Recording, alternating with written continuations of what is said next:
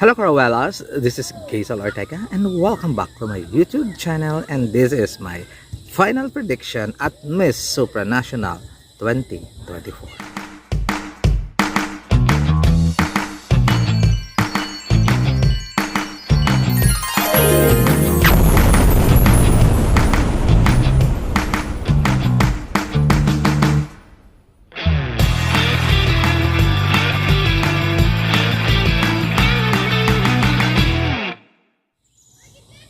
Hey! Bagong environment. Oh, charay. Dito talaga ako nag final prediction sa Miss Supranational 2024 kasi po brand out po ngayon, pangalawang araw na hindi ko kinaya ang moment. So dito ako mag final prediction ngayon ng bonggang-bongga.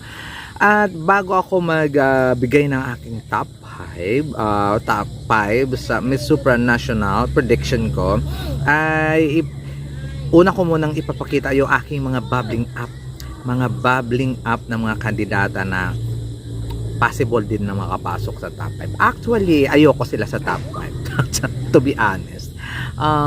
My number 1 na possible bubbling up siya or pwedeng pumasok sa top 5 is Thailand. Di ba? Alam mo, kabugera naman siya, give na give, o di ba? At ginagawa niya talaga ang lahat para magpasikat lang, o di ba? Pakaingin ng paligid ko kasi nga dito ako sa labas. So, paano natin i-cancel yung noise? Charot lang. So, ayan, si Thailand, possible naman talaga siya. So, kung pumasok siya sa top 5, bahala na. Pero ayoko, hanggat maaari ayoko siya sa top 5. Next is Miss South Africa, Brioni. Ayoko rin siya sa top 5. Feeling ko hindi siya makakapasok sa top 5 kasi yun din yung makikita ng Miss Supranational Organization, yung nakita ng Miss Universe. Charot lang.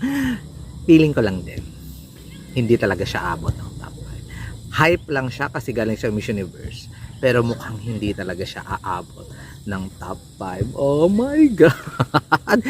Oh wow, aawayin ako dito ng mga ng mga basher.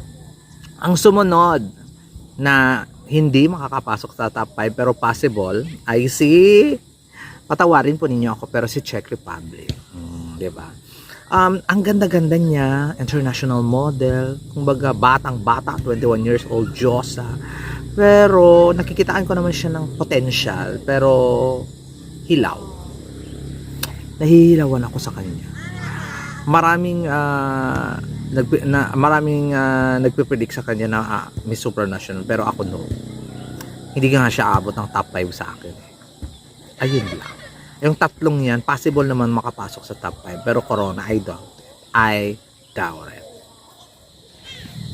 At ito na ang aking possible top 5 sa Miss Supranational 2024. Ito ang predicting top 5 ko. So hopefully talaga magkatotoo to kasi masayang top 5 ito. From the Asia and Oceania. Syempre, sino pa bang pipiliin ko? Alethea Ambrosio. Artist, 21 years old. Actually, nakita ko siya sa personal. Ang ganda niya talaga. Ibang klase yung ganda niya. Iba yung charisma ang ino-offer niya. Siguro, nung nakita ko siya, kaya pala, mas pinili siya ng The Miss Philippines Organization or Empire Philippines kaysa kay Chantal. Kasi nga, maganda talaga siya at may iba siyang ino-offer na appeal sa masa. Ayun lang naman. Nakita ko kasi siya in person, kaya malaki ang tiwala ko. Hindi ko siya favorite actually, but isa siya sa magandang ipinadala natin since Jessa Wellar. Isa siya sa pinakamagandang mukha na ipinadala natin sa Supranational kasi yung mga pinadala natin sa mga nakaraan ay mga puchu-puchu, mga putian lang, mga half-happy lang, charot lang. Walang originality ang ganda, charot lang, pero magaganda naman sila, but I still love Alethea. Maganda bang performance? So, hindi spectacular, pero still nandun ako sa hope na umabot siya sa top 5. Next, from the Africa. Diba? Hindi ko pinili sa South Africa, no? Wala lang, hindi ko siya bet. Ang gusto ko ay makapasok sa top 5. Si Coted Boy. Ano ba? Kakaloka. Si Marie-Louise Mertre. Diyos ko, nakakahirap na mga apelyido na yan. Actually guys, very Miss Earth yung ano niya ha, advocacy. At very Miss Earth talaga yung trabaho niya. Protection and valorization of nature. Perfect siya sa Miss Earth. Pero, isa siyang model. Isa siyang magaling na modela. Matangkad, maganda. Kaya pack na pack din talaga. I know. At makakapenetrate talaga siya sa top 5. Kasi kaya niyang ligwakin yung mga hype ng mga kandidata. Hype? Ayan. Charot lang. Yung mga hype nandun sa bubbling up ko. Charot lang. Pero wala naman ako magagawa kung gusto ng supranational organization yung mga hype kaysa sa mga quality girls talaga. Di ba? Ayan, ang next pa na papasok sa aking top 5 ay from the Caribbean. Puerto Rico, di ba? Si Fiorella Medina Perez.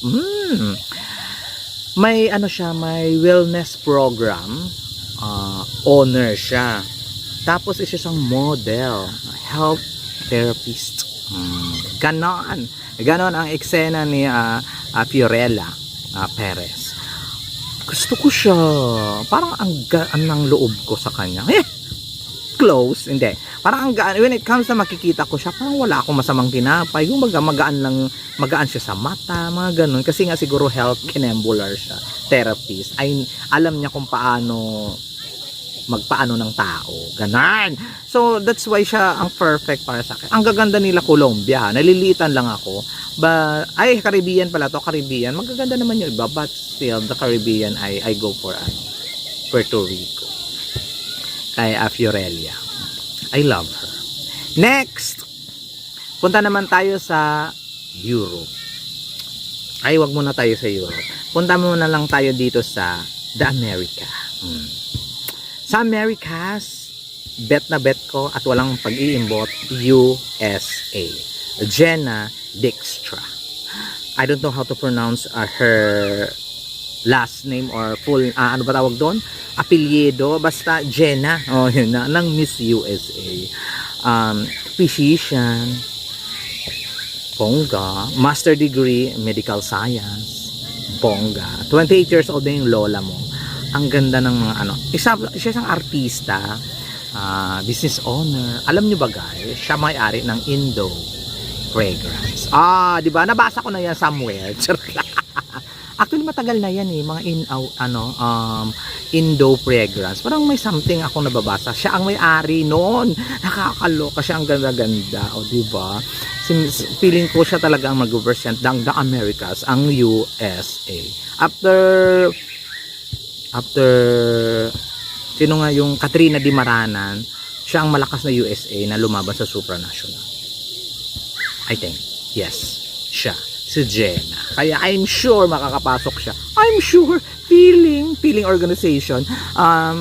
For sure makakapasok siya sa top 5. Sa quality, sa beauty, and the performance. Diba? Sa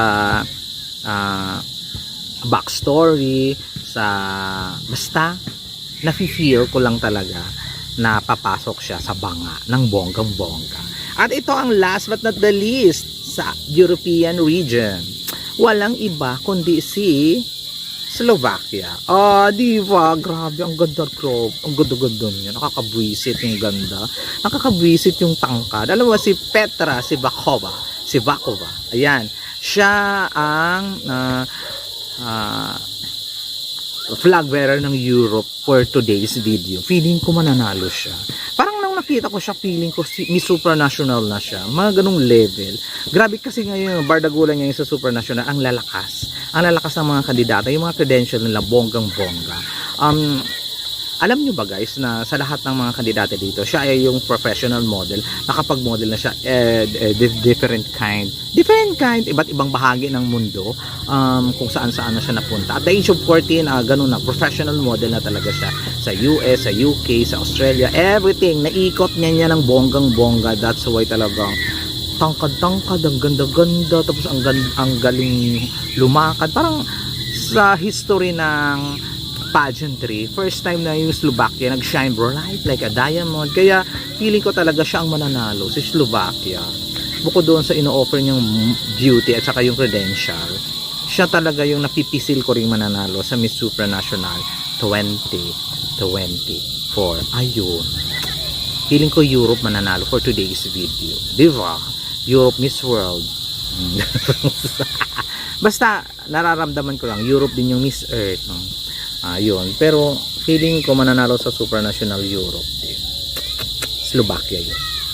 So, ayan ang aking top 5 from Asia and Oceania, Philippines. From Africa, Cote d'Ivoire. From Caribbean, Puerto Rico. From Europe is Slovakia. And from Americas is USA.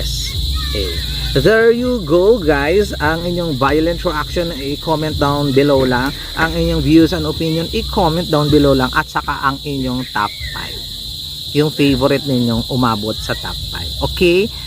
Ayun, nakita na ninyo. At saka yung aking bubbling up na possible din umabot sa top 5, Thailand, South Africa, and Czech Republic. Maraming salamat. This has been Jaisal Ortega, and this is Miss Supranational 2024 Final Prediction.